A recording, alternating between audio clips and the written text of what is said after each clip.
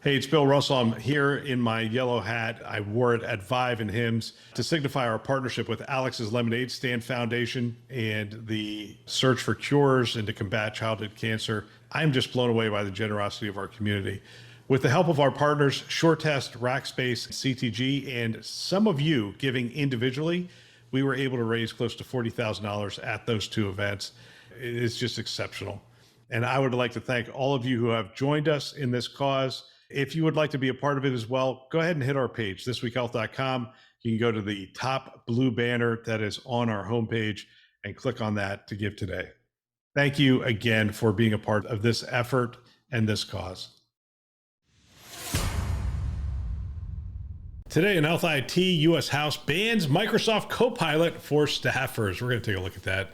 My name is Bill Russell. I'm a former CIO for a 16-hospital system and creator of This Week Health, set of channels and events dedicated to transform healthcare one connection at a time. We want to thank our show sponsors who are investing in developing the next generation of health leaders, notable ServiceNow, Enterprise Health, Parlance, Certify Health, and Panda Health. Check them out at thisweekhealth.com/today. Hey, this story and all other news stories are on thisweekhealth.com/news. You should subscribe if you get a chance, and we will send you a letter every day with the 7 newest stories that have been added to the site, and we add about 7 to 10 every day, and you can stay abreast of what's going on. I talked to a CIO today who said, great newsletter. He reads it every day. There you go. Share this podcast with a friend or colleague. Use it as foundation for daily or weekly discussions on the topics that are relevant to you in the industry. Great way to mentor somebody. They can subscribe wherever you listen to podcasts. All right, let's get to this story. U.S. House bans Microsoft Copilot for 365 for staffers.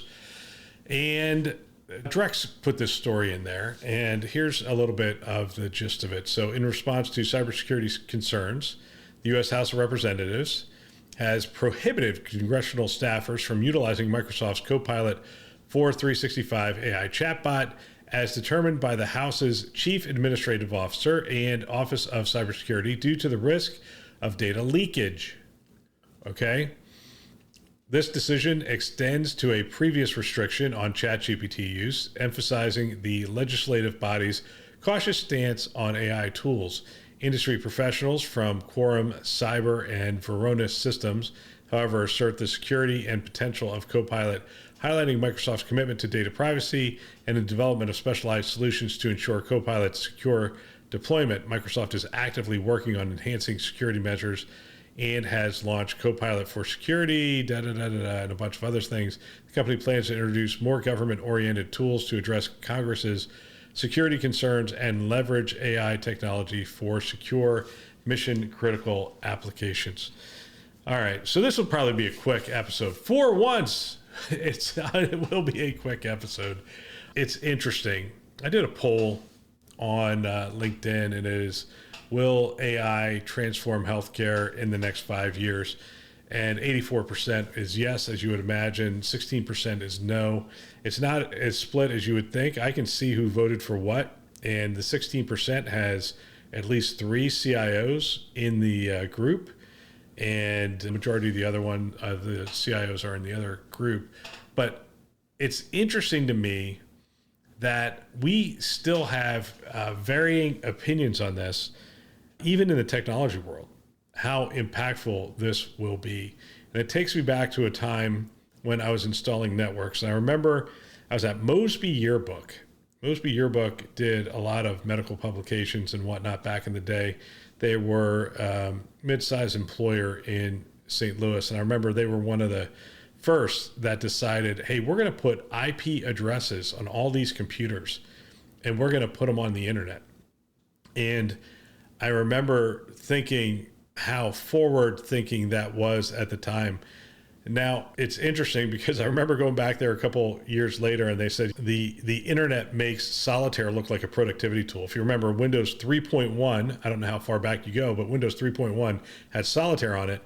And so it was the game that got played incessantly in offices, and it was considered a productivity killer.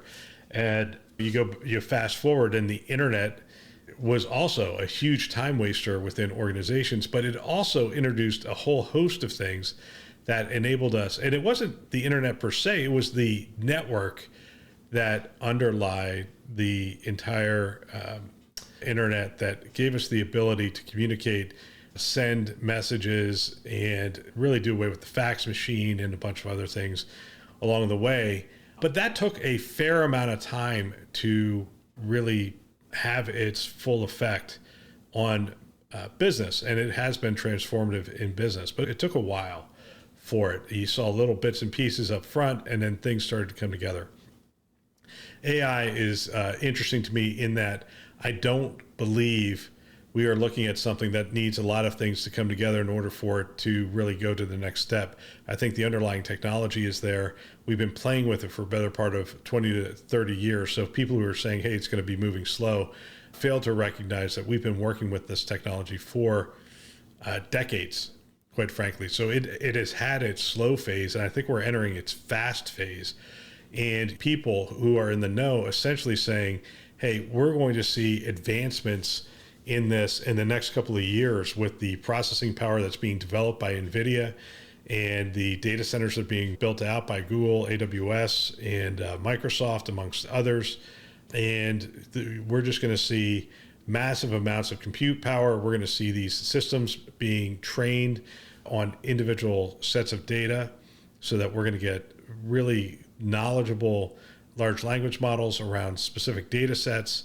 And all of this is going to converge rather quickly. And so when I see something like US House bans Microsoft Copilot for staffers, I think that has got to be a temporary fix. And those health systems that are saying, hey, we're just going to tell people they can't use ChatGPT, they're going to find that it is being used, much like the cloud was being used when we were saying, hey, we're not using cloud systems.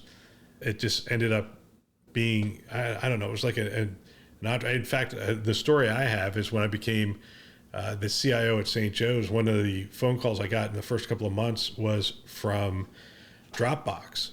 And they said, hey, congratulations, you're one of our biggest corporate users.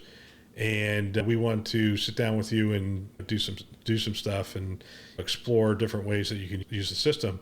And so I asked somebody to give me the contract for Dropbox. It turns out we had no contract for Dropbox. It was not a corporate system. It was just being used by so many of the employees. And you want to talk about data leakage? How about that for data leakage? And so we had to do a corporate agreement with a system that had the security and controls around it. I think that's the only way you're going to go down this path. Is you're going to have to make it available to people, but you're going to have to educate them. You're going to have to give the right guardrails.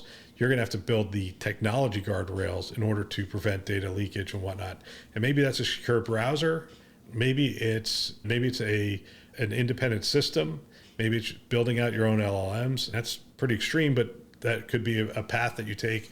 But at the end of the day, telling people they're not going to be able to use this is like telling people they're not going to be able to use the internet, or they're not going to be able to use the cloud. If they have a credit card, if they have a computer, if they have access to a network, they are going to be able to use these large language models, and they're going to be able to tap into AI models that are going to be fairly sophisticated, but not controlled, and therefore represent some risk to your organization. So US House bans Microsoft Copilot for staffers. I'm not going to go into the why are they banning it and that kind of stuff. Data leakage is, I think they're just afraid of that stuff going in, training the model, or getting beyond the model and being pushed out by the large language model to another client. Like they will ask a question about a senator and end up with documents that shouldn't be in their purview. And that's what they're afraid of. And if that's what you're afraid of, there should be ways to create walled gardens around this. Telling people they just can't use it is not going to fly. So there you go. That's all for today. Don't forget, share this podcast with a friend or colleague. Use it as a foundation for mentoring. We want to thank our channel sponsors who are investing in our mission to develop the next generation of health leaders. Notable: ServiceNow, Enterprise Health, Parlance, Certify Health, and Panda Health. Check them out at thisweekhealth.com/today.